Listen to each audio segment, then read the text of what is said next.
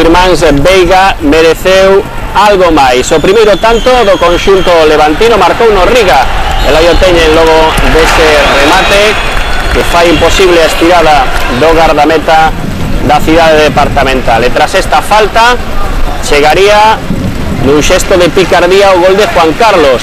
Prácticamente ninguén agardaba e o que menos aí o tiñan Caballero, o esporteiro do Celta, que tería unha grandísima actuación no treito final do partido, pero que non agardaba que Juan Carlos sacase tan rápidamente e con tanta certeza esa falta. De Rosca colocaba o empate a un tanto no taboleiro de marcas. Aí está a acción na que Caballero non pode facer nada para deter ese lanzamento a balón parado de Juan Carlos.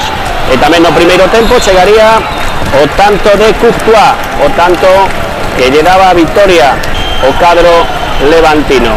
Dúas expulsións máis no segundo tempo. A primeira de Courtois por segundo cartón amarelo e a segunda tamén logo de perder os nervos de Diego Camacho. Contra 9 tampouco pudo chegar o empate do Racing de Ferrol. Nos últimos instantes, a man de Caballero resultou providencial.